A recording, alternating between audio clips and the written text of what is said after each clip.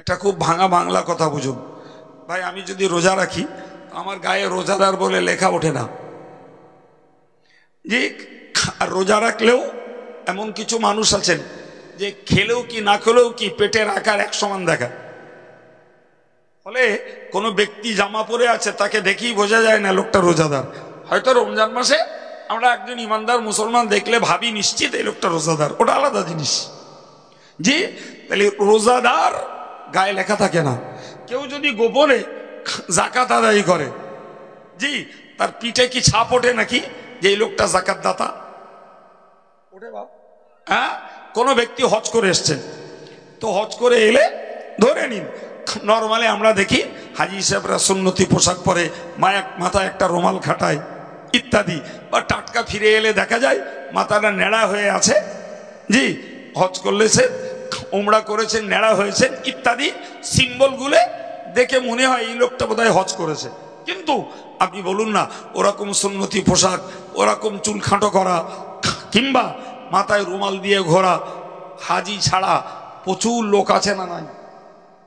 তাহলে এই পোশাকের সিম্বলে কাউকে হাজি বলেও বোঝা যায় না। তাহলে রোজাদারকে এমনি চেনা যায় না, জি, হাজি সাহেবকে এমনি চেনা যায় না, জাকাত দাতাকে এমনি চেনা যায় না। কিন্তু বলেন না বাবু, জি, যদি কেউ নামাজ পড়ে, জি, তাকে এক কথায় বলা যায় এই লোকটা মুসলমান। হ্যাঁ না বলুন, এক কথায়। মসজিদে মাগরিবের আজান হচ্ছে, ধরুন সাইডে একটা দোকান আছে, সেই দোকানটাতে দুজন বসে আছে, গল্প করছিল আগে থেকে। জি, একদম পাঞ্জাবি পরা, পায়জামি পরা, বেশ শিবাজির মতন ফ্যান্সি কাট দাড়ি ভদ্রলোক, আর একদম স্যুট পরা, শার্ট পরা, দাড়ি গোপ চাঁচা, একদম মোস্ট আপ টু ডেট। কিন্তু আজান হলো যখন দেখা গেল ওই আপ টু ডেট ব্যক্তিটা দাড়ি নেই, গোপ নেই, স্যুট পরা, শার্ট পরা, সে বেচারা এসে উজু করলো, উজু করে মসজিদে নামাজ পড়তে ঢুকলো। বুকে হাত দিয়ে বলুন দিন, ওই ছেলেটাকে মুসলমান ভাবতে আর দেরি আছে? কিন্তু ওই যে ছেলেটা দাঁড়িয়ে আছে, পাঞ্জাবি পায়জামা পরা আছে, অত্যন্ত সুদর্শন, খুব ভদ্র জেন্টেলম্যান তার চেহারা, কিন্তু তারপরেও যখন আজান হলো নামাজে এলো না, ভাবনা ভাবতেই হয় কি জানি হয়তো আমাদের ধর্মের না অন্য কোনো ধর্মের হতেও পারে। হ্যাঁ, তাহলে নামাজ এমন একটি ইবাদত যে ইবাদতটার বিনিময়ে একজন মুসলিম আর অমুসলিমকে পার্থক্য করা যায়। জানেন, কথিত রয়েছে গুরু নানক একসময় কাবায় গেছিল। কোথায় গেছিল? কাবায়। কোন কালের কথা জানি না, তবে বইতে লেখা পড়ে বলছি। জি, তবে বর্তমান কালে কোন অমুসলিমের জন্য কাবার বর্ডারের ভিতরে ঢোকার অধিকার নেই। হাজি সাহেব উমরাকারী যারা, তারা জানেন কাবার চারিপাশে বর্ডার আছে এবং বিরাট আকারে গেট আছে, 24 ঘন্টা মিলিটারি পাহারা আছে। সেখানে লিখে দেওয়া আছে প্রহিবিটেড ফর নন মুসলিমস। আরবিতে লেখা আছে মামনুউদ দুখুল লিগাইরিল মুসলিমিন, অমুসলিমের জন্য প্রবেশ নিষেধ লেখা আছে। 24 ঘন্টা মিলিটারি ডিউটি আছে। সেই জন্যই বলে দিলাম যে কোন কালে গুরু নানক কাবায় গেছিল জানি না বাবু। জি, তো যাই হোক, গুরু নানক কাবায় যে কাবার দিকে পা মেলে শুয়েছে। কোন দিকে? কাবার দিকে পা মেলা যায়? যায় না। আমরা খুব ভালো আমল করি, কাবার দিকে পা দিলে, বাচ্চারাও দিলে বানা করি, এমনকি কাবার দিকে থুতুও ফেলতে নেই। ও বেটা কাবার দিকে পা দিয়েছে, কেউ তাকে বলেছে যে ওই দিকে আল্লাহ আছে, আপনি ওই দিকে পা দিয়েছেন? কেউ তাকে বলেছে? উনি তখন বললেন, যেদিকে আল্লাহ নেই আমার পাটা সেই দিকে ঘুরিয়ে দাও। কথা ক্লিয়ার? বোঝা যায়নি? হ্যাঁ, তার মানে গুরু নানক নিঃসন্দেহে একটা জ্ঞানের কথা বলেছে যে আল্লাহ পাকের কোনো নির্দিষ্ট দিক নেই, অতএব আমি পাটা কোন দিকে ঘোরাবো তুমি ঘুরিয়ে দাও। নিঃসন্দেহে গুরু নানক এই কথাটা বলার সুযোগ পেয়েছে, ওই লোকটা ভুল কথা বলেছে। আগের লোকটা ভুল কথা বলেছে। ওই সুবাদে গুরু নানক এই জ্ঞানের কথাটা বলতে পেরেছে। ভুল কি? লোকটা ভুল বলেছে যে এই দিকে আল্লাহ আছে, নেভার নেভার ওদিকে আল্লাহ নেই। যে আল্লাহ বলেছেন ফাইনামা তুওয়াল্লু ফাসাম্মা ওয়াজহুল্লাহ, সুবহানাল্লাহ বলে।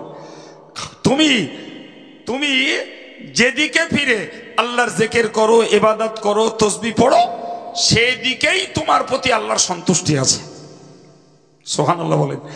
আরে নামাজের ক্ষেত্রে একটা মানুষ যদি তিনি কেবলাকে জানতে পারেন, তাহলে তার পক্ষে কোরআনের নির্দেশ ফাওয়াল্লু উজুহাকুম শাতরাল মসজিদিল হারাম, তুমি কাবা বাইতুল্লাহর দিকে তোমার চেহারাটা ফেরাও। এটা আমরা আল্লাহর দিকে ফিরছি না, ওটা মনটাকে স্থির রাখার জন্য কাবার দিকে ফিরছি, সুবহানাল্লাহ বলেন। কিন্তু একটা লোক একদম ঘনা ঘটা মেঘাচ্ছন্ন আকাশ, জি ভাই, লোকটা নামাজ পড়বে কোন দিকে কেবলা কিচ্ছু বুঝতে পারছে না, অথবা জিজ্ঞাসা করে নেবে এমন কোন ব্যক্তিও পাচ্ছে না। তো সে নিজে নিজে একটা ভাবনা চিন্তা করলো, আমি এই দিকতে এসছি, তো এই দিকটা পূব, তাহলে এই দিকটাই পশ্চিম হবে বলে লোকটা আল্লাহু আকবার। হকিকতে লোকটা নামাজ পড়েছে দক্ষিণ দিকে ফিরে, কিন্তু ওই যে ভাবনাটা ভেবে নিয়েছে ও দক্ষিণ দিকে ফিরলে নামাজ পড়লে ওর নামাজ হয়ে গেছে। এই জন্য আল্লাহ বলেছেন ফাইনামা তুওয়াল্লু ফাসাম্মা ওয়াজহুল্লাহ, তুমি যেদিকেই ফেরো আল্লাহর সন্তুষ্ট সেদিকে আছে।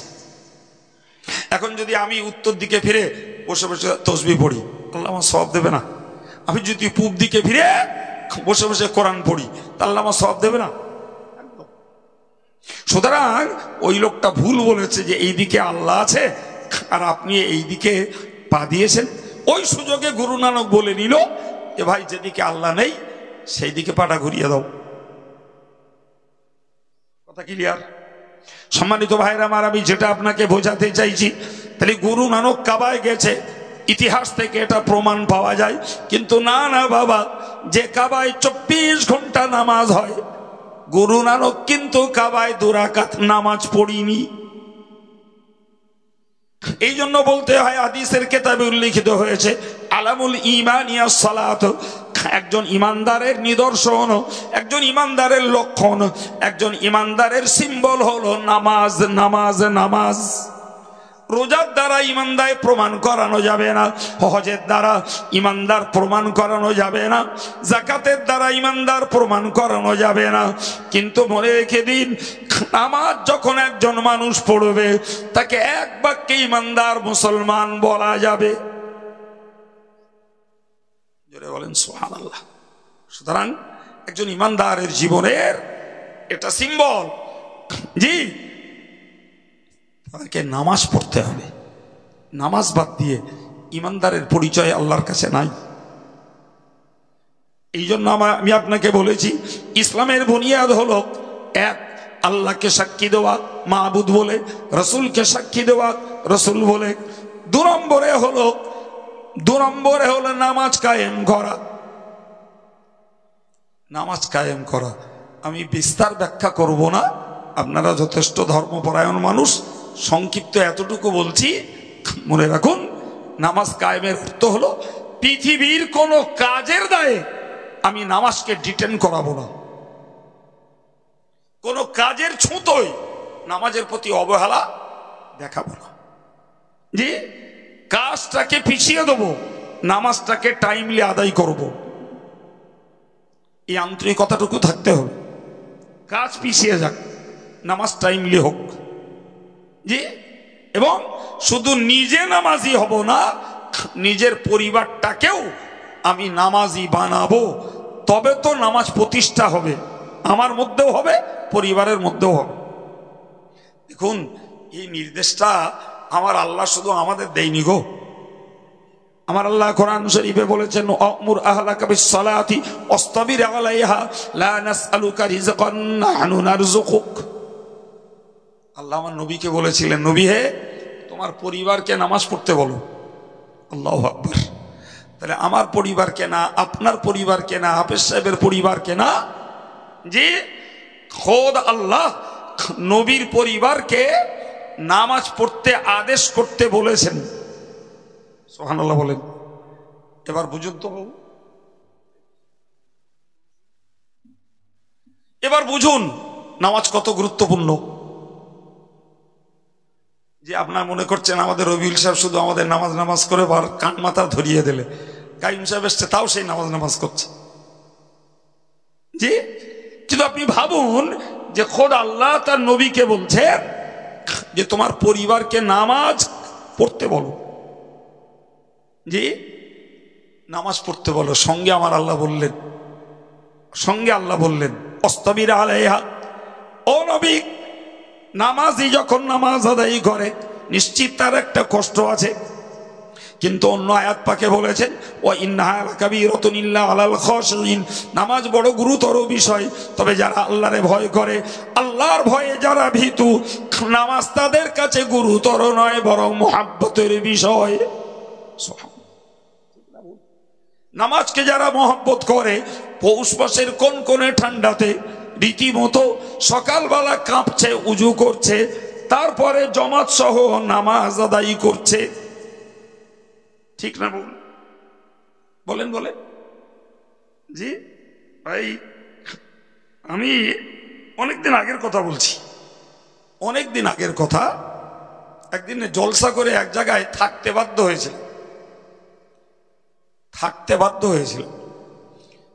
তো ভোর নাগাদ উঠেছি, ফজর পড়বো, বেরিয়ে আসবো। তো বাড়ির একটাকেও আর উঠতে দেখিনি, আমার সঙ্গে ছিল, আমরা দুজন উঠেছি। উঠে দেখি, জিজ্ঞাসা করলাম, 80 বছর বয়স হয়ে গেছে, একদম হাড়ের গায়ে চামড়া জড়ানো, পাতলা লিকলিকে একটা বুড়ি, সত্যি সে ঠান্ডায় কাঁপছে। তো বুড়িমাদের রাতের বেলা কোন হুজুরি ওয়াজ করেছে ও বুড়ি মেকার চিনে রেখে, বুঝতে পারেননি, বুড়ি মাতা চিনে রাখেনি। তাই বললাম দাদি কি? বলছে নামাজ পড়বো তাই উজু করব। আমার মনে খুব খেয়াল লাগলো, অনেকদিন আগে, এখন তো বছর 20 আগের কথা। তা বললাম আপনি বসেন। তা আমি কল টেনে একটু গরম পানি বার করে বুড়িমার কাছে দিলাম, আপনি উজু করে নেন।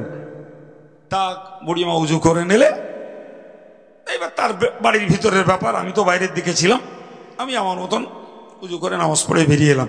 তো ওই বুড়িমার দেখে আমার মনে হলো যে নামাজের মহব্বত যাদের হৃদয়ে একবার ঢুকে গেছে, বিশ্বাস করুন মাতালের ঠেঙিয়ে মদখুরি ছাড়ানো যায়, নামাজিকে ঠেঙিয়ে নামাজকে ছাড়ানো যায় না। বিশ্বাস হয়? এই বিশ্বাস হয়? তুমি কি চৌকি দেবা জি, যেখানে আমার ইসলাম অনুমতি দিয়েছে ইশারা করেও নামাজ পড়ে নেবে। আমি তাহরিমা বাদলি রুকু সেজদা করলি তুই দেখতে পাবি রে বাপ, আমি ইশারা করে নামাজ পড়ে নেবো। তো মাতালের যদি 2-4 বার পেদানো যায় মদ ছেড়ে দেয়। কিন্তু নামাজ এমন প্রেমের বিষয় যে এটাকে যে মহব্বত করেছে, একবার যদি সে নামাজের মহব্বত করে ও খাওয়া না হলেও নামাজ পড়ে নেয়। কথা বলছেন না কেন? সেই মহব্বতটা দরকার। এই জন্য আল্লাহ বলেছেন যারা আল্লাহরে ভয় করে নামাজ তাদের কাছে কঠিন নয়। যারা আল্লাহর ভয় করে না নামাজ তাদের কাছে ভার বোঝা, গুরু দায়িত্ব। আপনাকে প্রসঙ্গত একটা কথা শেখাই জানেন, আর নাম আর বলবো না, যাকে যা বিনা নামে বলছি। একজন ব্যক্তি বলেছিল যে ধর্ম হলো আফিন। কি বলেছে? এই বাংলাটা বলেন না, কি বললাম? ধর্ম হলো আফিন খেলে কি হয়? নেশা হয়। তার মানে ভদ্রলোক বোঝাতে চাইলেন যে ধর্ম একটা নেশার জিনিস। তিনি পৃথিবীর একজন বিখ্যাত সমাজ বিজ্ঞানী, তিনি এই কথাটা বললেন। গোটা বিশ্ব জুড়ে তার বিরুদ্ধে ওলামারা বিরাট সমালোচনা করলো, আমিও করেছি। কিন্তু আমার সমালোচনার প্রেক্ষাপটটা একটু অন্য। জি, উনি ধর্মটাকে আফিন বলেছেন ঘৃণা করে, কিন্তু প্রকৃত বিচার করলে দেখা যাবে যে ওনার কথার তুলনায় ধর্মের ভেতরে নেশা শব্দ না, মহাব্বত আরো বেশি। আফিন খেলে যে নেশা হয় ও নেশা ঠেঙিয়ে ছুটিয়ে দেওয়া যায়।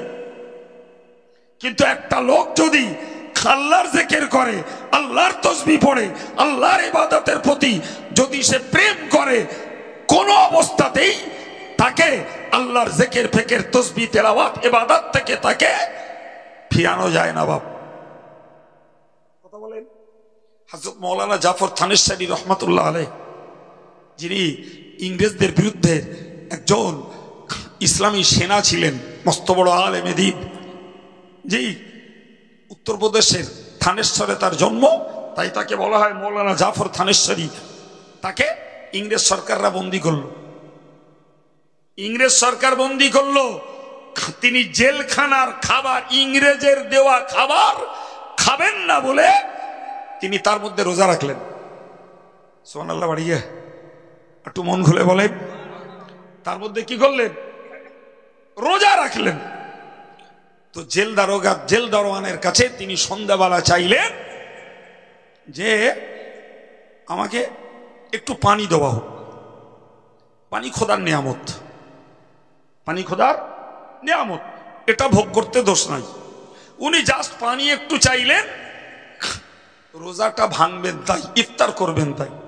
শয়তানেরা পেশাব করে হুজুরের কাছে দিল, পেশাব করে।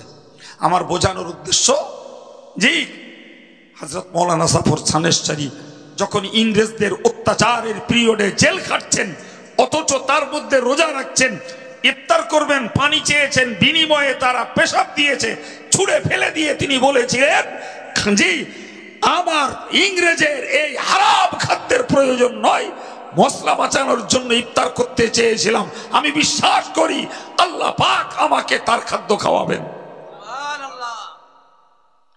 কতটা মহব্বত, কতটা মহব্বত! জি প্রিয় ভাইরা আমার, আমি আপনাকে বোঝাতে চাইছি, উপলব্ধি করুন যে যারা একবার নামাজকে, রোজাকে, জিকির তাসবিহ তেলাওয়াতকে একবার দিলে জায়গা দিতে পেরেছে, বাবু ভাই, আফিনে কত নেশা, তার থেকে অনেক বেশি নেশা তথা মোহাব্বতের মধ্যে। সুতরাং যে ভদ্রলোক বলেছেন ধর্ম আফিন, জি, কথাটা শুনতে খারাপ, দেশের ওলামারা প্রতিবাদ করেছে, আমিও করেছি, কিন্তু আমি ব্যাখ্যাটা নিয়েছি এইভাবে যে ও যা বলেছে কম বলেছে, ওর থেকে অনেক বেশি মহব্বত রয়েছে ধর্মে। তা না হলে বেলালকে না খাইয়ে যেমন অত্যাচার করা হচ্ছিল, বেলালকে না খাইয়ে রক্তাক্ত করে মরুভূমির বালু দিয়ে টেনে টেনে নিয়ে যাওয়া হচ্ছিল, ক্লান্ত হয়ে যে এক জায়গায় শুইয়ে দিয়ে বুকে পাথর চাপা দিল, রক্ত আর বালির সঙ্গে পিঠ জমাট বাঁধলো, বেলালকে আহাদুন শব্দ, আল্লাহ এক, এই কথা তার মুখ থেকে কেড়ে নেওয়া যায়নি। আর একটু জোরে বলেন, কি গো বাবু, তাহলে ধর্মের মোহাব্বত গাঢ় না হালকা? জোরে বলেন। সুতরাং নামাজ যিনি নিজে পড়েন, তিনি যেমন ত্যাগ করেন না, বিশ্বাস করুন তার পরিবারটাকেও নামাজি বানাতে তিনি ছাড়বেন না। বউ হোক, ছেলে হোক, মেয়ে হোক, আব্বা মারা গেছে, ভাই বোন আমার আন্ডারে, কোনো কথা নয়, নামাজ পড়ো, রোজগার করো, ব্যবসা করো, হাতের কাজ করো, নামাজ পড়ো, তা মানে তোমার জন্য আমি ভুগবো? আমার আল্লাহ বললেন, ইয়া আইয়ুহাল্লাযীনা আমানু কু আনফুসাকুম ওয়া আহলিকুম নারা, হে ঈমানদারেরা, তোমরা নিজে বাঁচো এবং নিজের পরিবারটাকে জাহান্নাম থেকে বাঁচাও। তাহলে আমি নিজে আল্লাহওয়ালা, নিজে দিনদার, নিজে নামাজি, কিন্তু আমার পরিবারটাকে যদি আমি না বানাই, কোরআন শরীফের আর একটা অংশকে অগ্রাহ্য করা হলো। বিনিময়ে হাসরের মহাময়দানে ধার্মিক হওয়া সত্ত্বেও এই ধর্মওয়ালাদেরকেও কৈফিয়ত দিতে হবে। তোমার স্ত্রী কেন নামাজ পড়িনি, তোমার ছেলে মেয়ে কেন নামাজ পড়িনি, তোমার ছোট ভাই বোন তোমার আন্ডারটেকিং, তোমার অধীনস্থ ছিল, তারা কেন নামাজ পড়িনি? এই জন্য বলেছি ইসলামের বুনিয়াদ হলো যে পাঁচটির উপরে একটা বলেছি ঈমান, অপরটি বললাম নামাজ। এটাকে আমার কায়েম করা লাগবে। বিশ্বাস করুন, আমি আমার পরিবারটা যদি সামলাই, রবিউল ইসলাম রবিউলের পরিবারটা, মৌলানা রুহুল আমিন তার পরিবারটা, জি আপনি আপনার পরিবারটা, যদি প্রত্যেকটা পরিবারের অভিভাবক যারা হেড অফ দ্য ফ্যামিলি যিনি, তিনি যদি তার পরিবারটাকে ধর্ম প্রতিষ্ঠিত করেন ভাই, তাহলে একটা সমাজ হবে ধার্মিক সমাজ, একটা গ্রাম হবে ধর্মীয় গ্রাম। সুবহানাল্লাহ বলেন। জি, কিন্তু এই জায়গাটায় আমাদের ঘাটতি, এই জায়গাটায় আমাদের ত্রুটি। প্রিয় ভাইরা আমার, তো আমি আপনাকে বোঝাচ্ছিলাম যে ওয়াজ করতে করতে প্রথমই শুরু করেছিলাম যে প্রত্যেকের প্রয়োজন মতো জ্ঞান জোগাড় করা ফরজ মনে ছিল। সেখানে আমি রোজার কথাও বলেছিলাম ভাই। তো ইসলামের বুনিয়াদ যে 5টি বিষয়ের উপর, ঈমান একটা, নামাজ একটা, 3 নম্বরটা রোজা, যার কথা আপনাকে শুনিয়েছেন। যে 4র্থ নম্বরে ছিল যাকাত। একজন অর্থশালী ব্যক্তি, এটাকে 2 মিনিট শুনুন। যাকাত মানে এমনি দান নয় বাবু, মনে রাখবেন। খাজা মাসুমে রব্বানী হযরত মুজাদ্দিদ আল ফিসানি হুজুর রহমাতুল্লাহ আলাইহির লাগতে জিগার কলিজার টুকরা সন্তান, তিনি লিখেছেন যে এই হিসাব কষে 1 টাকা যাকাত দেওয়া, কত টাকা বললাম? হিসাব মতো 1 টাকা যাকাত দেওয়া 1 লক্ষ টাকা সাধারণ দান করার থেকেও সওয়াব বেশি। বিশ্বাস করুন বাবু, আমার এত অভিজ্ঞতা আগে ছিল না, জামিয়া করে এই অভিজ্ঞতাটা জন্মেছে। জামিয়ার সুবাদে মানুষের কাছে ভিক্ষা করি, বিশেষ করে রমজান মাসে। সারা রোজার মাস বলা যায় আমার দিনের বেলা চরকির মতন ঘুরি টাকাওয়ালাদের কাছে। যে প্রতিষ্ঠানটা চালাতে 1 বছরে 2 কোটি টাকা খরচ, এ টাকা আরবের না, আমেরিকান না, আফ্রিকান না, সব এই দেশস্থ মানুষদের কষ্ট উপার্জিত অর্থ। জি, কিন্তু আমি জানি বাপ, জি এই মার দুধ বাচ্চার পাওনা, কিন্তু ও বাচ্চা না কাঁদা পর্যন্ত মা দুধ দেয় না। বাংলাটা বুঝতে পারেননি? মার দুধ কার পাওনা? বাচ্চার পাওনা, কিন্তু বাচ্চা যতক্ষণ না কাঁদে কাজ ফেলে মা দুধ দেয় না। ফলে যাকাত গরিবের হক, গরিব ছাত্রের হক, গরিব মানুষের হক। কিন্তু আমি আব্দুল কাইয়ুম গরিব পোষা একজন অভিভাবক, আমি যদি টাকাওয়ালার কাছে না যাই, ও আমার কথা ভুলে যাবে, ও আমার কথা ভুলে যাবে। বিশ্বাস হয় না? হয় না? তার মানে আমি না কাঁদলি পাবো না। জি, তাই এই গালাকুপু রমজান মাসে একদিন আসি, ওই বাল্যতে আসি, এখানকার জন্য হাফেজ সাহেব বিলপত্র নেয়, আসা হয়। প্রিয় ভাইরা আমার, আমি কেন বললাম কথাটা মনে রাখবেন। যাকাত যার হয়েছে তার দেয়া ফরজ। সংক্ষিপ্ত কথাই বলছি, সারা বছর সংসার চালিয়ে আমার বছরের স্টার্টিং এবং এন্ডিং ঠিক রাখতে হবে। যেদিন আমার বছর শেষ, হিসাব কষবো, কষে দেখলাম আমার 2 লাখ টাকার ক্যাশ আছে, 3 লাখ টাকা আমার সম্পদ আছে, 3 2 5 লাখ, আমার মার্কেটে 1.5 লাখ টাকা ধার আছে। তাহলে 1.5 লাখ টাকা বাদ দিয়ে বাকি 3.5 লাখ টাকার আমাকে হিসাব কষে যাকাত দেওয়া লাগবে, 1,2,500। কত লোকের কাছে গিয়ে দেখলাম ভাইরে, বলে হুজুর দে আর পারি না। প্রথম বুলি হচ্ছে ওই, তা ভালো দে পারো না যখন, ঠিক হয়েছে। তো বাবু যাকাত কত হয়েছে তোমার? কি ভাই যাকাত কত হয়েছে এবার? তুই অত কি আর হিসেব আছে? কি ধরনের গোমড়া বলো দি? আচ্ছা, যে যাকাত হিসাবের করি, তো তুই হিসাব না করে বললি কেন দে পারি না? তার মানে একটা গরিব গেছে তারে 200 দেছে, একটা কন্যাদায় গেছে তারে 500 দেছে, আর একজন হয়তো রোগগ্রস্ত গেছে তারে 200 দেছে। আমি মাদ্রাসার পক্ষে গেছি, আমারে 500 দিচ্ছে। এই যে ক্যান্ডিডেট বেড়ে গেছে, মনে করে অনেক দেবে। আমি তারে বলছি, আমি বললাম দাদন দিয়েছেন ক লাখ টাকা? হচ্ছে 1,20,000। শুনছেন কথা? আমাদের মাটি তোলা আছে ক লাখ? হচ্ছে 10-12 লাখ আছে। মানে ইট ভাটার ড্যাম্পারে কত ইট আছে? তো হচ্ছে ওর হিসেব নিয়ে কতটা আছে পাড়নে, আর কতটা আছে ড্যাম্পারে, কতটা আছে বাইরে। আমি বললাম এই হিসাব করেননি, আপনি বললেন অনেক টাকা দেওয়া, অনেক দে ফেলেছি, কি করে বুঝলেন?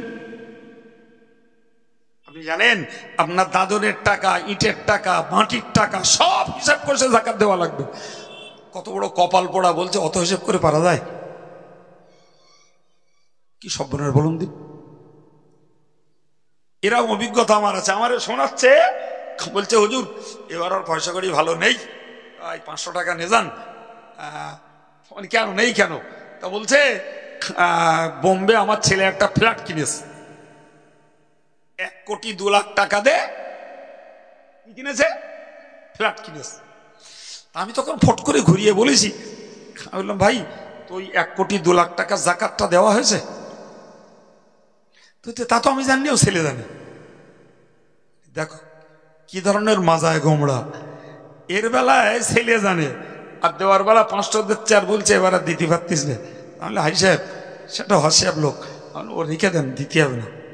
জামিয়ায় আল্লাহ চাইতে ওরম টাকা অনেকে দেয়, 500 টাকার জন্য জামিয়ার অভাব পড়বে।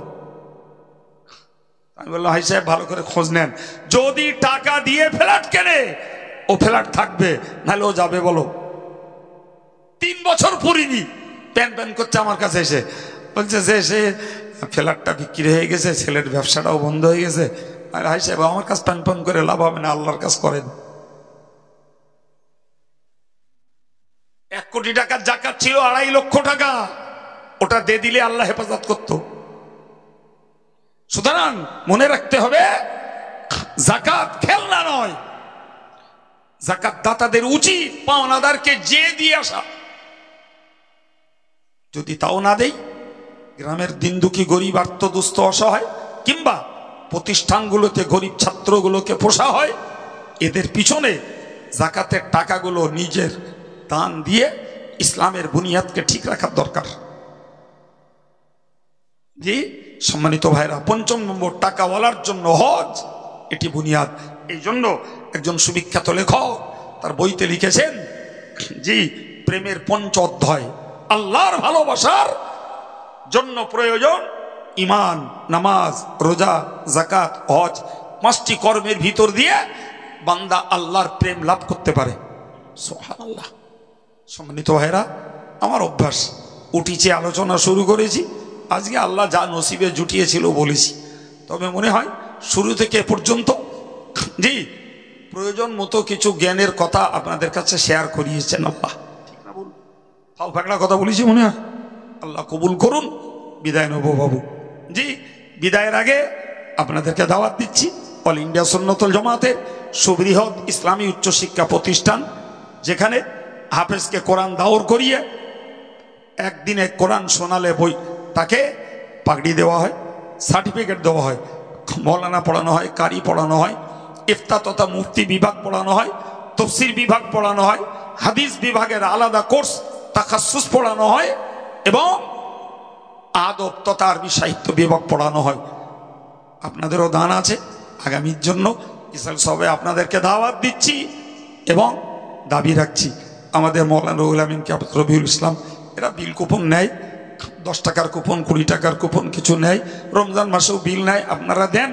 আগামী দিনেও আপনাদেরকে জামিয়ার জন্য দোয়া চাচ্ছি এবং ইসাল সাহেবের দাওয়াত দিচ্ছি। পারলে এক একটা বিল কুপন একটু নিয়ে 20 টাকা, 10 টাকা, 20 টাকা, 50 টাকা, যিনি যেমন পারেন একটু সহযোগিতা করবেন। সবার সমন্বয়ে এই বিরাট খরচের প্রতিষ্ঠান, জি হানাফি মযহাব, ইসলাম হানাফি মযহাব এবং মুজাদ্দিদে জামানের সিলসিলায় সুন্নতুল জামাতের আকীদা মতো হাফেজ, কারি, মৌলানা, মুফতি, মুহাদ্দিস এই জাতীয় ইসলামের উচ্চ শিক্ষিত ব্যক্তিত্ব এই সমাজ উপহার পাবে। আজ আমি আছি, কাল থাকবো না। শিক্ষা সম্পদ থেকে যাবে জাতির কাছে। আল্লাহ দ্বীনের উপযুক্ত শিক্ষিত উচ্চ শিক্ষিত জ্ঞানীদের অভাব জামিয়ার দ্বারাই পূরণ করিয়ে নেন, বলুন আমিন। পিপাসার কষ্ট পাবে, কিন্তু আল্লাহ পাকের কাছে তারা রোজার বিনিময়ে অন্য কোনো সওয়াব লাভ করতে পারবে না। প্রিয় ভাইরা আমার, এ থেকে বুঝতে পারা যায় যে এই রোজাদারগুলোর ভিতরে নিশ্চিত কোনো ত্রুটি থাকবে, যে ত্রুটির জন্য তারা সেহরি থেকে ইফতার পর্যন্ত পানাহার না করে বিরত থেকেছেন, স্ত্রী সহবাস থেকে বিরত থেকেছেন, এরপরেও তাদের রোজা আল্লাহ পাকের কাছে গ্রহণযোগ্য হয়নি। ত্রুটি কি হতে পারে? যেমন একজন মানুষ রোজা রেখে মিথ্যা কথা বলছে, রোজা রেখেও গীবত করছে, রোজা রেখেও হয়তো মিথ্যা প্রচার অপপ্রচার করছে। হতে পারে লোকটা রোজা রেখে কোনো অবৈধ বিষয়ের দিকে নজর করেছে।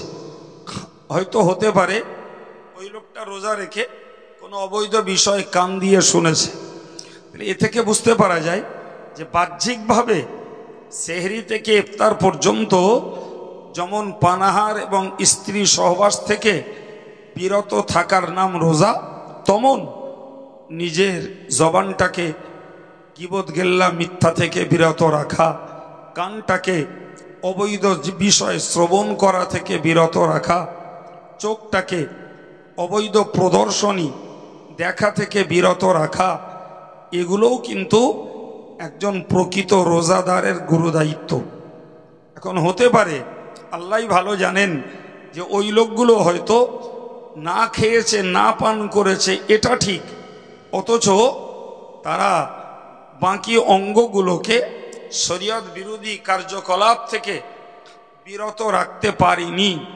ফলে ওই লোকগুলো রোজা আল্লাহ পাকের কাছে গ্রহণযোগ্য হবে না। সম্মানিত ভাইরা, প্রিয় যুবকেরা, আমি আপনাদেরকে বোঝাতে চাইছি, এই জন্য রসুল বলেছেন এ তলাবুল ইলমি ফরিয়দাতুন আলা কুল্লি মুসলিমিন, প্রত্যেকটা মুসলমানের জন্য প্রয়োজন মতো জ্ঞান জোগাড় করা ফরজ।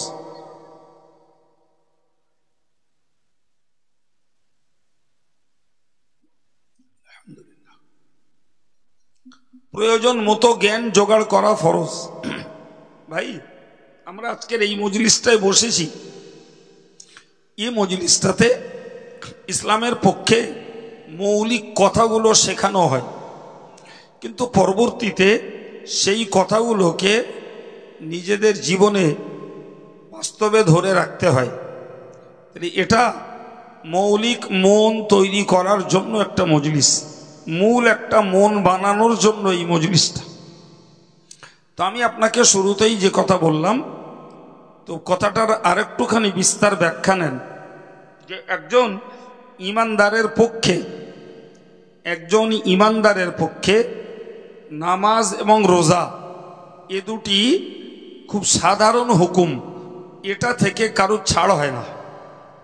ধনী গরিব কিংবা কালো ধলো, যিনি যে বংশের, যে গোত্রের আর যে গুণ, যে যোগ্যতারই হন, ইমান নামাজ রোজা থেকে কারো ছাড় নেই বাবু। এরপরে যিনি অর্থশালী, তাকে বছরে হিসাব কষে জাকাত দিতে হয়, এবং যার সামর্থ্য আছে পবিত্র মক্কা শরীফ পর্যন্ত যাওয়া আসার, এবং মধ্যবর্তীকালীন সময়টাতে তার মাঝামাঝি খরচের ভিতর দিয়ে সংসারটাকে চালানোর মতন আর্থিক সঙ্গতি যার আছে, ওই লোকটাকে হজ করতে হয়। কথা বোঝাতে পারলাম?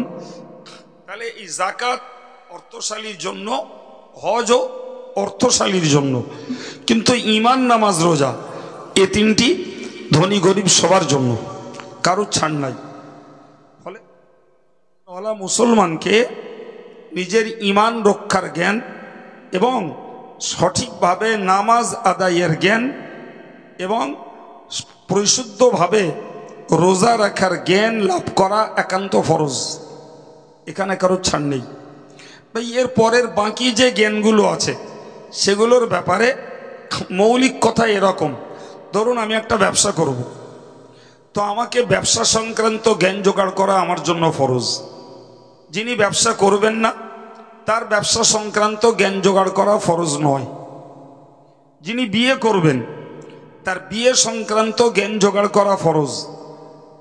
আমরা সাধারণত সামাজিকভাবে বুঝি বিয়ে মানে একটা ছেলে মেয়ের বয়স হয়েছে, তাদের যৌন জীবন আছে, ফলে সেই যৌন জীবনটা শরীয়ত সম্মতভাবে রক্ষা করার জন্যই বিয়ে। কিন্তু না বাবু, মনে রাখতে হবে এই যৌন জীবনের সঙ্গে ইসলামী শরীয়তের বিরাট বিধান রয়েছে যে একটা স্বামী তার স্ত্রীর সঙ্গে কি আচরণ করবে, একটা স্ত্রী তার স্বামীর সঙ্গে কি আচরণ করবে। ভাই, প্রত্যেকটা ছেলে এবং মেয়েকে বিবাহের বয়স হলে সে যে কোনো মূল্যেই হোক তাকে এই সংক্রান্ত সাম্যক জ্ঞান তাকে জোগাড় করতে হয়। আর এই জ্ঞান জোগাড় না করেই আমাদের সমাজ ব্যবস্থায় বৈবাহিক পদ্ধতি চলছে বলেই বিশ্বাস করুন যে মূর্খতার কারণেই আমাদের সমাজে দুমদাম তালাক হয়। সামান্য সামান্য ঘটনাকে কেন্দ্র করে দেখা গেল তালাক দিয়ে বসলো, হয় ছেলে তালাক দিচ্ছে, আর মেয়েরা আর একটা কি বলবো শরিয়ত বিরোধী একটা পথ সুযোগ পেয়েছে। সেটি হলো এই একটা মেয়ে তার এই স্বামীর সঙ্গে তার হয় সত্যই বনিবনা হচ্ছে না, অথবা স্বামী তার প্রতি কোনো দুর্ব্যবহার, সংসারের পক্ষ থেকে কোনো দুরাচরণ হচ্ছে, সত্যি হচ্ছে, অথবা ওই মেয়েটি হয়তো আরেকটি ছেলের প্রেম বন্ধনে পড়েছে। ফলে দেখা গেল সে কোনোখানে কিচ্ছু না চলে গেল কোর্টে। আর আমাদের বসিরহাট কোর্টে এমন কিছু উকিল আছে, আমি তাদের নাম জানি, বলবো না, তো তাদের কাজ হলো শুধুকে বললেই হয় 2000-5000 টাকা নিল, নিয়ে লিখে দিল তালাকে তাফবিজ, নোটারি থেকে করে দেয়। শরীয়তের বিচারে আদৌ তালাক হয় না, ওই মেয়ে যথারীতি পূর্ব স্বামীর স্ত্রী থাকে, আর যে মওলানা ওই মেয়ে বিয়ে পড়ায় জেনে বুঝে তার বউ পর্যন্ত তালাক হয়ে যায়। কিছু বুঝতে পারছেন কি? ওই বিয়ের যারা উকিল থাকে, ওই বিয়েতে যারা সাক্ষী থাকে, তাদের বিবাহ পর্যন্ত নষ্ট হয়ে যায়। অথচ আপনি সমাজে খোঁজ নেন, আমি এ ব্যাপারে আপনাদের দোয়ায় আসতো না, অন্তত 33 বছর ধরে সারা বাংলা জুড়ে এই ফতোয়ার খিদমত করে করে এই কাণ্ঠজ্ঞান আমার জন্মেছে। জি, এই কাণ্ঠজ্ঞান জন্মেছে। কেতনা মেয়েরা অবৈধভাবে কোর্টে যেয়ে তালাকের আপিল করছে, আর কোর্ট শরীয়ত বোঝে না, সে শুধু সরকারি আইনটা রক্ষা করে তালাক করে ছেড়ে দিচ্ছে। কথা বুঝতে পারছেন কি? সমাজে যথারীতি মেয়ের বাপ মেয়েটাকে ঘাড়ের বোঝা হিসাবে বিয়ে দেওয়ার ব্যবস্থা করছে, আর ইমাম সাহেব এরা তো অধিকাংশ যোগ্য আলেম, যোগ্য মুফতি তো না, ইমামতি করে ঠিক আছে, সে ব্যাপারে তার জ্ঞান বুঝ আছে ঠিক আছে, কিন্তু ফতোয়ার বিষয়টা তো আলাদা একটা স্টাডির ব্যাপার, ওটা তো এমনি এমনি হয় না বাপ। জি, ফলে তারাও দেখা গেল ওই ঘোলে পড়ে বিয়ে পড়িয়ে দিচ্ছে। আমি কথাগুলো এই জন্যই বললাম যে একটা ছেলে মেয়েকে বিয়ে করতে গেলেও তাকে প্রয়োজনীয় জ্ঞান জোগাড় করতে হয়, ওটা তার জন্য ফরজ, না হলে সংসার অশান্ত হয়ে ওঠে এবং স্বামী স্ত্রীর সম্পর্কের মধ্যে চিড় ধরে। প্রিয় ভাইরা আমার, তো আমি আপনাকে ওই হাদিসটা বোঝাতে চাইছি যে রসুল বলেছেন প্রয়োজন মতো জ্ঞান জোগাড় করা ফরজ, প্রয়োজন মতো জ্ঞান জোগাড় করা ফরজ। এই ফরজের অধীন হলো যিনি যেটা করবেন বাবু, তার জন্য সেটা ফরজ। জি, এখন যদি কেউ মনে করেন যে আমি আমার লাইফে বিয়ে করব না, তাহলে তোমার বিয়ের জ্ঞান জোগাড় করার দরকার নেই বাবা, বিয়ে করবে না যখন থাক, সমস্যা নেই। তো আমি যেটাকে বললাম যে ওই বিষয়গুলোর ঐচ্ছিকতা অর্থাৎ স্বাধীনতা আছে, কিন্তু ঈমান নামাজ রোজার ক্ষেত্রে কারো স্বাধীনতা নেই বাপ, এটা সবার জন্য অপরিহার্য। প্রিয় নবী বলেছেন বুনিয়াল ইসলাম ও আলা খমসিন, ইসলামের ভিত্তি হলো 5টি বিষয়ের উপর, 5টি বিষয়ের উপর ইসলামের ভিত্তি। নাম্বার 1 শাহাদাতি আল্লাহ ইলাহা ইল্লাল্লাহ, প্রথমটা হলো সাক্ষী দেওয়া আল্লাহ ছাড়া কোনো উপাস্য নেই, এটা নাম্বার 1 ইসলামী জীবনের বুনিয়াদ। সাক্ষী দিতে হবে আল্লাহ ছাড়া কোনো উপাস্য কেউ নেই, প্রকৃত গুণগান পাওয়ার হকদার আল্লাহ, প্রকৃত প্রশংসা পাওয়ার হকদার আল্লাহ। ভিক্ষা যদি করতে হয় আল্লাহর কাছেই করতে হবে, সাহায্য যদি চাইতে হয় আল্লাহর কাছেই চাইতে হবে, মাথা যদি নত করতে হয় আল্লাহ পাকের কাছেই মাথা নত করতে হবে, আদার্স কারোর কাছে নয়, কোনো পীরের কাছে না, কোনো দেবদেবীর কাছে না, কোনো পাথরের কাছে না, সূর্যের কাছে না। এই যা কিছু আমাদের মনের দাবি, চাহিদা, অভাব সব কিছু পেশ করতে হবে একমাত্র আল্লাহর কাছে, এটাই হলো আল্লাহ উপাস্যতার মানে। শুধু নামাজ না বাপ, আপনাকে কি বলবো, মনোযোগের সঙ্গে শুনছেন, কথাগুলো বলতে ভালো লাগছে, মন দেন। আর একটু ক্লিয়ার বলি, মহান আল্লাহ বলেছেন ওমা ইউমিনু আকসারুহুম বিল্লাহ ইল্লা ওহুম মুশরিকুন। খুব মারাত্মক ভয়ঙ্কর কথা। কোরআনে আল্লাহ বললেন ওমা ইউমিনু আকসারুহুম বিল্লাহ, মানুষের মধ্যে অধিকাংশ মানুষ এরা ঈমানের দাবি করে অথচ এরা মুশরিক। নাউজুবিল্লাহ বলেন, জোরে বলেন সবাই মিলে নাউজুবিল্লাহ। নাউজুবিল্লাহ মানে হলো আমরা আল্লাহর কাছে ওই জাতীয় দোষ থেকে পানাহা চাইছি। কি কথাটার বাংলা বুঝুন, তাহলে বুঝবেন কত ভয়ঙ্কর। আল্লাহ বলছেন মানুষের মধ্যে অধিকাংশ মানুষ তারা আল্লাহর প্রতি ঈমানের দাবি করে অথচ তারা মুশরিক। এই যে মারাত্মক কথা, যে লোকটা কলেমার পরিবারে জন্ম নিয়েছে, নিজেও কলেমা পড়েছে, নামাজ কালামের প্রতি তার মনোযোগ আছে, এরপরেও ওই লোকটা যদি মুশরিক হয়, এবার বলেন এটা কি আমাদের জন্য ভয়ঙ্কর কথা নয়?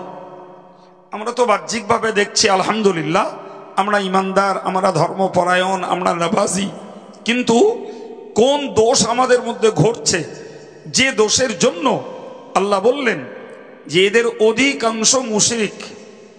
অধিকাংশ।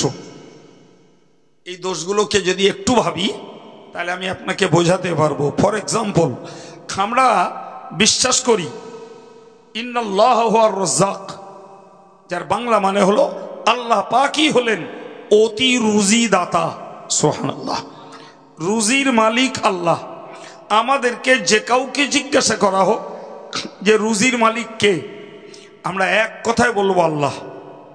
আচ্ছা বাবু, ওই জায়গাটায় যদি আমাদের বিশ্বাসটাকে আমরা স্থির রাখি, ভালো করে বুঝুন, ওই বিশ্বাসের উপরে যদি আমরা দৃঢ় থাকি, আচ্ছা ভাই যে লোকটা বলছেন রুজির মালিক আল্লাহ, ওই লোকটা কোনো অবৈধ পন্থায় তার রুজি জোগাড় করতে পারে? ধরুন সুদের মাধ্যমে রুজি জোগাড় করবে, ঘুষের মাধ্যমে রুজি কামাই করবে, মিথ্যাচার করে ব্যবসা করে রুজি বাড়াবে, লোকটা প্রতারণা করে রুজি বাড়াবে, কিংবা লোকটা কাউকে ফাঁকিবাজি করে রুজি বাড়াবে, লোকটা চুরিদারি করে তার রুজি বাড়াবে। আচ্ছা তুমি তো বলছো বাবা যে রুজির মালিক আল্লাহ, তাহলে তুমি অবৈধ পথগুলো ধরছো কেন? তাহলে তুমি এটাকে বিশ্বাস করেছো নাউজুবিল্লাহ যে আমি আল্লাহর প্রতি ঈমান এনেছি, তিনি আমার উপাস্য, তিনি আমার রুজির মালিক, কিন্তু তারপরেও আমি স্থির করে নিলাম যে আমি এই জাতীয় অবৈধ প্রক্রিয়াগুলি যদি অবলম্বন না করি তাহলে আমার রুজিতে উন্নতি হবে না। তাহলে তোমার বিশ্বাসের ক্ষেত্রে ঘাটতি ঘটলো না? ঘটলো না? কি বুঝতে পারা যাচ্ছে? আমি বলেছি যে এই জায়গাটা বলো মূল জ্ঞান জোগাড়ের জায়গা। জি, আপনি আরো একটা উদাহরণ নেন। ধরে নিন ভাই আমরা রোগগ্রস্ত হই, রোগের জন্য শরিয়াতের হুকুম আছে আল্লাহ সারাবেন এই ভরসা রেখে চিকিৎসা করা জায়েজ। হাদিস শরীফ এসেছে, রাসূল বলেছেন লিকুল্লি দাইন দাওয়াউন, প্রত্যেকটা রোগের চিকিৎসা আছে, প্রত্যেকটা রোগের ঔষধ আছে। জি, কিন্তু একটা কথা মনে রাখতে হবে, রোগের ঔষধ আল্লাহ দিয়ে রেখেছেন এটা সঠিক, কিন্তু একটি বর্ণনায় এসেছে একটা লোক যখন রোগী হয় তো আর ঔষধ খায়, তো ঔষধ আর রোগের মাঝখানে ফেরেশতারা একটা পর্দা টানিয়ে ধরে রাখে। কি বলেছে বলুন তো? রোগ আর কিসের মাঝখানে? ঔষধের মাঝখানে একটা পর্দা ধরে। যতক্ষণ আল্লাহর হুকুম না হয় ততক্ষণ ফেরেশতারা ওই পর্দা সরান না। অবাক কাণ্ড। আর পর্দা যতক্ষণ না সরান ততক্ষণ ঔষধ কাজ করে না। একই রোগে একই ডাক্তারের ঔষধ খেয়ে আলহামদুলিল্লাহ কেউ সুস্থ হয়, আবার সেই রোগে সেই ডাক্তারের ঔষধ খেয়ে কেউ সুস্থ হয় না। ঘটে না? ঘটে না? একদম। জি, তাহলে এই রহস্যটা যখন জানছি যে এই রোগ আর ঔষধের মাঝখানে ফেরেশতারা একটা পর্দা ধরে রেখেছেন। এই পর্দাটা আল্লাহর হুকুমে সরবে, আল্লাহ হুকুম না দিলে সরবে না।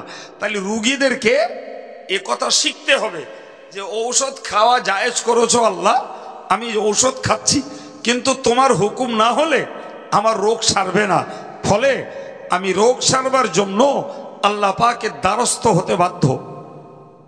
কিন্তু আমাদের এমন দুর্বলতা, আমরা রোগ সারাবার জন্য বড় থেকে বড় ডাক্তার খুঁজি, আমরা রোগ সারাবার জন্য ভালো কোম্পানির ঔষধ খুঁজি, লেটেস্ট, যার মাধ্যম দিয়ে আল্লাহ আমার রোগ সারায়, আমরা দুমদাম বলে ফেলি যে অমুক ডাক্তারের ওষুধ খেয়ে আমার রোগ সেরে গেছে। হ্যাঁ না বলে? আচ্ছা, যদি আমার ঈমান হয় এর উপরে যে আল্লাহ আমার সুস্থকারী, আল্লাহ আমার রোগ থেকে মুক্তিদাতা, তাহলে ডাক্তারের কি ক্ষমতা আছে? আছে কিছু? আচ্ছা, এই ত্রুটিগুলো আমাদের মধ্যে আছে না নাই? প্রচুর পরিমাণে। হযরত নবী মুসা আলাইহিস সালামের দাঁতের যন্ত্রণা হচ্ছিল, নবী মুসার দাঁতের যন্ত্রণা হচ্ছে, তো উনি আল্লাহর কাছে আপিল করলেন, আল্লাহ আমি দাঁতের যন্ত্রণায় কষ্ট পাচ্ছি, তো কি করব? আল্লাহ বললেন, মুসা এক কাজ করো, তুমি জঙ্গল থেকে ওই গাছটা তোলো, আর তুলে ওইটাকে বড়ি বানিয়ে খাও। নবী মুসা আলাইহিস সালাম আল্লাহ পাকের ডিরেকশন মতো গাছ তুলে বড়ি বানিয়ে খেয়েছেন, আল্লাহর হুকুম, দাঁতের যন্ত্রণা সেরে গেছে। এরপর আল্লাহ পরীক্ষা স্বরূপ নবী মুসার ওই দাঁতের যন্ত্রণা আবার দিয়েছেন। আর মুসা নবী টাটকা ওষুধ শিখেছে।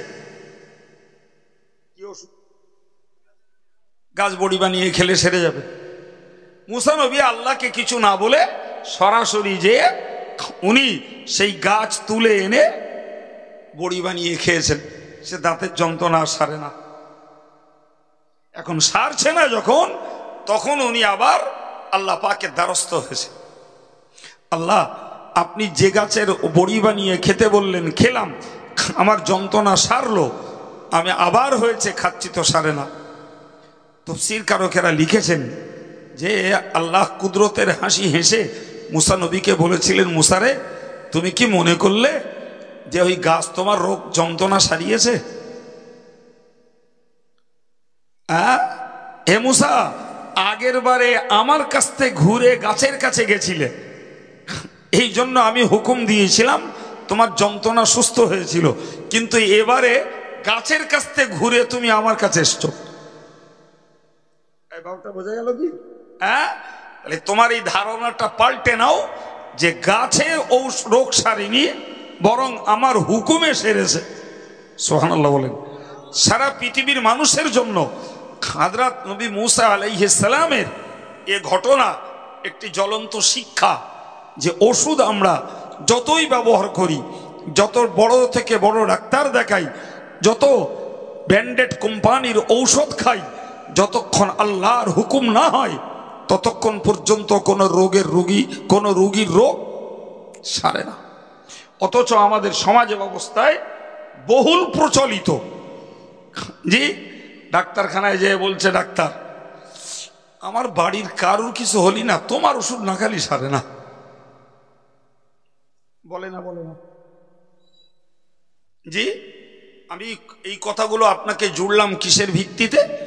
আল্লাহ পাকের নবী বলেছেন, বুনিয়াল ইসলামু আলা খামসিন, ইসলামের বুনিয়াদ হলো 5টি বিষয়ের উপর।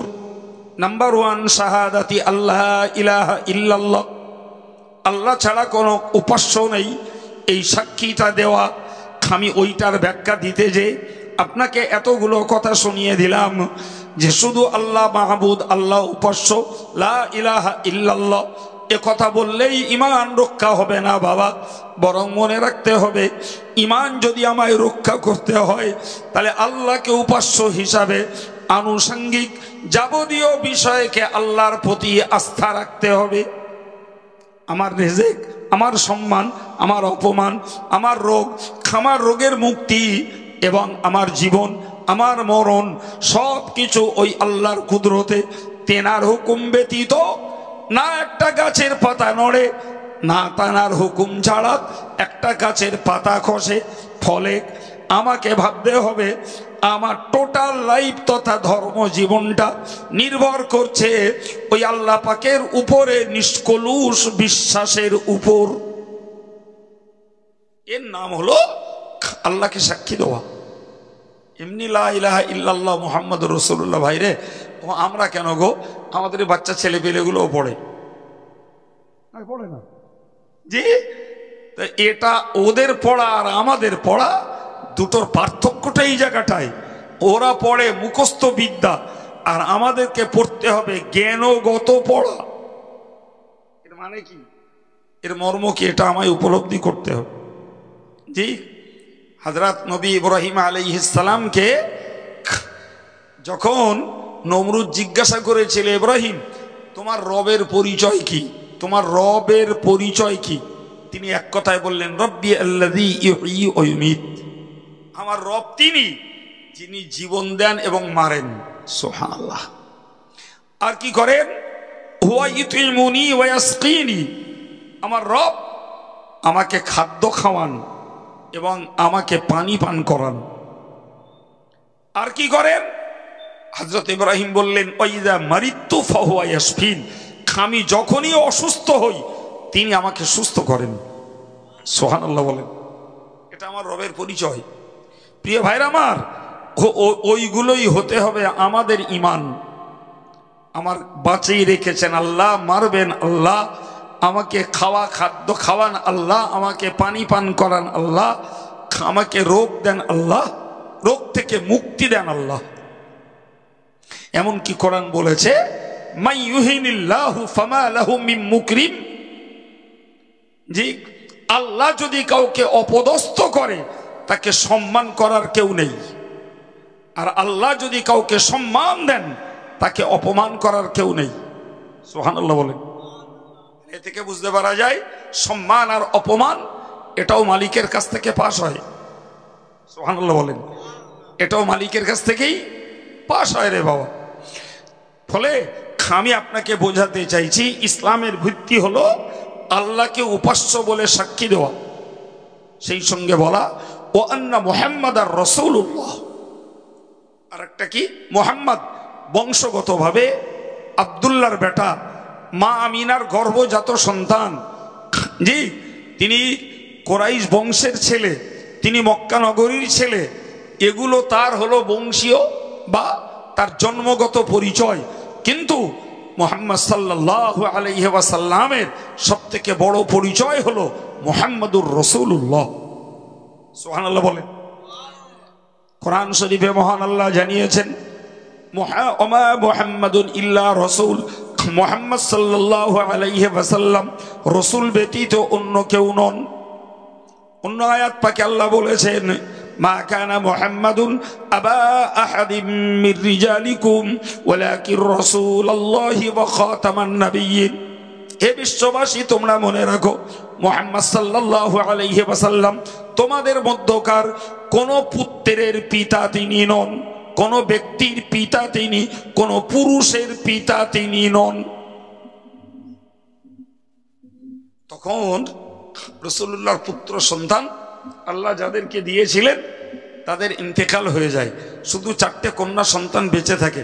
আল্লাহ আয়াত নাজিল করে বললেন, মুহাম্মদ সাল্লাল্লাহু আলাইহি ওয়াসাল্লাম তোমাদের মধ্যকার কোন পুরুষের পিতা নন, তবে কে?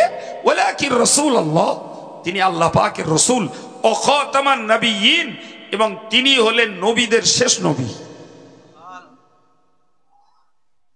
তাহলে মুহাম্মদ সাল্লাল্লাহু আলাইহি ওয়াসাল্লাম সম্পর্কে এই বিশ্বাসগুলো আমাদের দৃঢ় থাকতে হবে। সম্মানিত ভাইরা, আমি আজকের পার্শ্ব আলোচনা করিনি, তবু একটা কথা বলছি।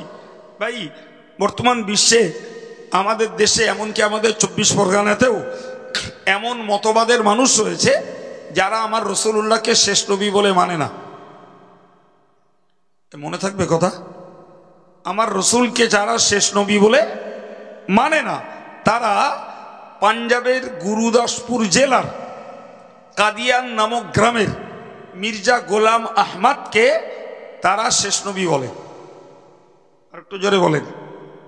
তাহলে সুন্নতুল জামাতের আকীদাপন্থী যারা আমরা, আমাদেরকে এই স্বচ্ছ জ্ঞানটা রাখতে হবে যে আমার নবী শুধু আল্লাহ পাকের রসুল নন, বরং তিনি হলেন রসুলদের মধ্যকার সর্বশেষ রসুল। এটাও আমাদের ঈমান। এই বিশ্বাসটা আমাদের মধ্যে যদি স্বচ্ছ না থাকে বাবু, তাহলে ওই মতবাদের লোকেদের দ্বারাই আমার ঘরের যুবকেরা বিভ্রান্ত হতে পারে। ইউটিউবের যুগ, কবে কার কাছ থেকে কোন কথা এসে হাজির হবে তার মাথায় পাক খাবে। এই জন্যই কথাটা বলে দিলাম। তো আমি আপনাকে কি বললাম যে মোহাম্মদ আব্বার নাম আব্দুল্লাহ, মায়ের নাম আমিরা, কোরাইশ বংশের ছেলে, হাসিম গোত্রের ছেলে, মক্কা নগরীতে জন্ম, এগুলো তার বংশ এবং জন্মগত পরিচয়। কিন্তু আল্লাহ বললেন মুহাম্মাদুর রাসূলুল্লাহ, মুহাম্মদ হলেন আল্লাহ পাকের রসুল। এটার প্রতি আমাদের দৃঢ় বিশ্বাস করা লাগবে। ভাই আমার, খুব ভালো করে খেয়াল করতে হবে। রসুল শব্দের অর্থ হলো বার্তাবাহক, ইংরেজিতে বলে মেসেঞ্জার। জি, তাহলে যে রসুল বার্তাবাহক, আল্লাহ পাকের বার্তা ওই নবীর কাছে দেয়া হয়েছে মানব জাতির কাছে পৌঁছে দেওয়ার জন্য। তাহলে পৃথিবীতে মানুষ হিসাবে আমাদের জন্ম নেওয়া আর মুহাম্মদ সাল্লাল্লাহু আলাইহি ওয়াসাল্লামকে রসুল হিসাবে পাঠানো, দুটোর পার্থক্য আছে না নাই? জোরে বলেন। আকাশ পাতালের থেকেও বেশি। আমার আল্লাহ বললেন, কুল, ও নবী তুমি বলো, ইন্নামা আনা বাশারুম মিসলুকুম, নবী তুমি বলো আমি তোমাদের মতো একজন মানুষ। হাতে হাত, পা, চোখ, কান, নাক, মুখ তোমাদের যেমন আমাদের তো আমারও তেমন। তোমারও দুটো চোখ, আমারও দুটো চোখ, তোমাদেরও দুটো হাত, আমারও দুটো হাত, তোমারও দুটো পা, আমারও দুটো পা, তোমারও দুটো কান, আমারও দুটো কান, তোমার একটা মাথা, আমারও একটা মাথা। তাহলে বাহ্যিক অঙ্গে অবয়বে তামাম পৃথিবীর মানুষের মতো আমার নবীর অঙ্গ একই। এই জন্যই আল্লাহ নবীকে বললেন তুমি বলো বাশারুম মিসলুকুম, আমি তোমাদের মতো মানুষ। কিন্তু নরমালে একটা কথা বুঝুন বাবু, একদম নরমালে আমাদের চোখের সামনে আমরা দেখছি এই রড লাইট জ্বলছে, তাই না? এখন আমি যদি আপনাদের বলি যে রড লাইটটা খুঁটির মতো, কথাটা কি আমার কথাটা একেবারে ভুল বলবেন? কথা বলেন, বাংলায় বলছি তো বাবু, কথা বলেন অজ ব্রেনে ধরবে। রড লাইটটা খুঁটির মতো বললাম, একেবারে ভুল বলেছি? একদম ভুল বলিনি। কেন? রড লাইটটাও গোল, খুঁটিটাও গোল। রড লাইটটাও উপরের দিকে উঁচু, খুঁটিটাও উঁচু, ঠিক না ভুল? তাহলে দুটো দিক দিয়ে রড লাইটের সঙ্গে খুঁটির সিমিলারিটি, খুঁটির সমতা আছে, মিল আছে। এখন আব্দুল কাইয়ুমের কাছ থেকে আমার কোনো ভাই শুনলেন যে রড লাইটটা খুঁটির মতো, এখন এই ভেবে কেউ যদি ওই রড লাইট পুঁতে আর প্যান্ডেল ওপরে তোলে, দেখবে প্যান্ডেল, হ্যাঁ? আর কেউ যদি খুঁটিতে ড্রিল করে ওতে যদি ইলেকট্রিক তার গুঁজে দে, জ্বালাতি চায়, জ্বলবে? হ্যাঁ? তাহলে দুটো দিক দিয়ে যদিও রড লাইট আর খুঁটির মিল আছে, কিন্তু গুণাগুণ দুটির এক না বাপ। সম্মানিত ভাইরা আমার, কথাটাকে এই জন্য বললাম, আমার আল্লাহ বললেন নবী কুল তুমি বলে দাও ইন্নামা আনা বাশারুম মিসলুকুম, আমি তোমাদের মতো মানুষ। এখন রসুলকে আমাদের মতো মানুষ ভেবে কেউ যদি মনে করেন রসুল আমাদের ভাই, কেউ যদি মনে করেন রসুল আমাদের বড় ভাই, নিশ্চিত তাদের ভুল বোঝা হয়েছে, ঠিক না ভুল?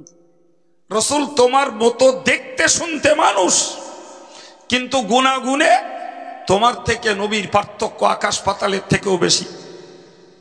আমার আল্লাহ বললেন একটা কথা, ইউহা ইলাইয়া, ও আমার নবী তুমি বলে দাও তোমরা মানুষ, আমি মানুষ, কিন্তু আমার কাছে আল্লাহর পক্ষ থেকে বার্তা আসে, আমার কাছে ওহী আসে, আমার কাছে জিবরিল আসে, আমার কাছে কোরআন নাজিল হয়, আমার কাছে পৃথিবীর ভূত ভবিষ্যতের বার্তা আসে, আমার কাছে পারলৌকিক বার্তা আসে, আমার কাছে হাসরের বার্তা আসে, আমার কাছে জান্নাত জাহান্নামের বার্তা আসে।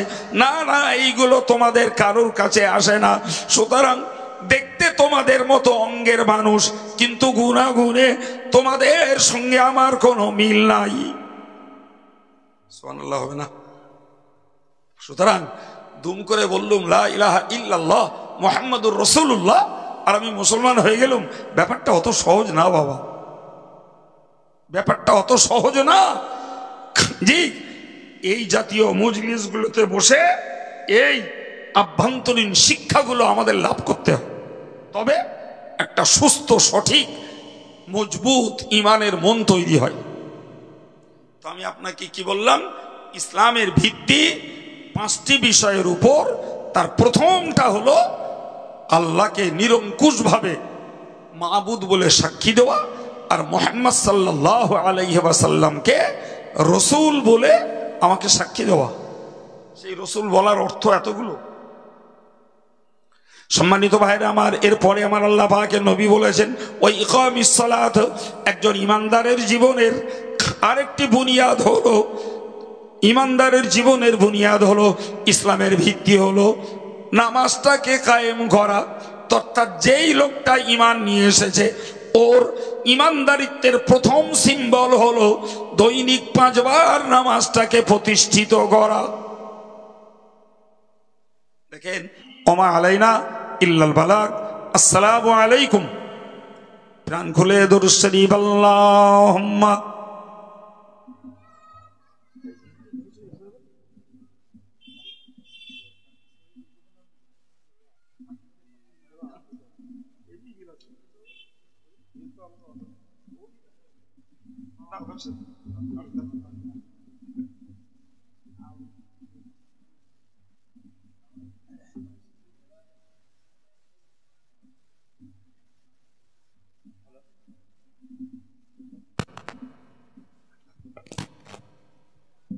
আপনারা অটোটি করবেন না, আমাদের পরবর্তী বক্তা তিনি এসে গেছেন, জনাব হযরত মাওলানা মুফতি আবু সালেহ সাহেব।